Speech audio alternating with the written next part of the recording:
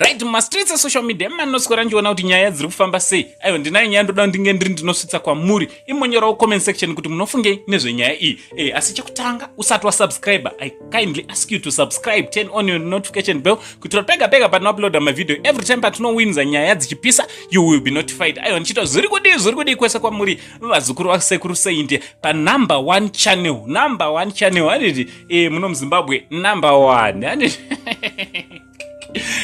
so inzwa vazukuru ndine post randoda kuratidzai imonyora comment section kuti munofunge nezve post iri. Post rachona nderino iri.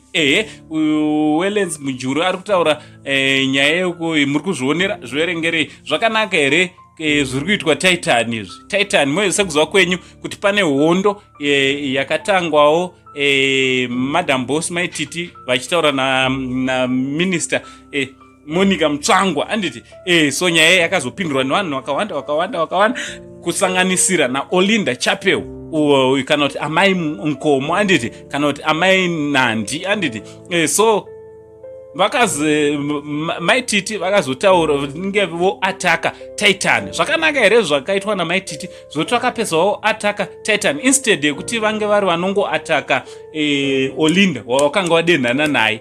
Ko murume anonzi Tytan Nkomo angaukwana upapi zviri bo here iyi vazukuru. Hondo yacho natoti bo Tytan haana kodzero here yekuenda kundonoripota kuti Maititi vaenda ataka.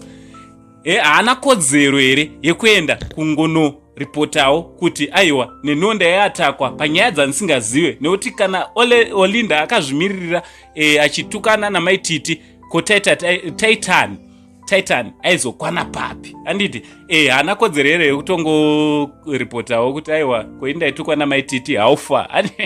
So game remastreets esocial media vazukuru hapana asingari in fact rinonetsa kuti uhwine kana usingataure nekuataka vamwe. So ngavazvinzwisise izvo zvamene ngataura no-comment section munofunge nezvenyaya iyi. From Ango Side, the only Zimbabwean uncle, Paris, much love.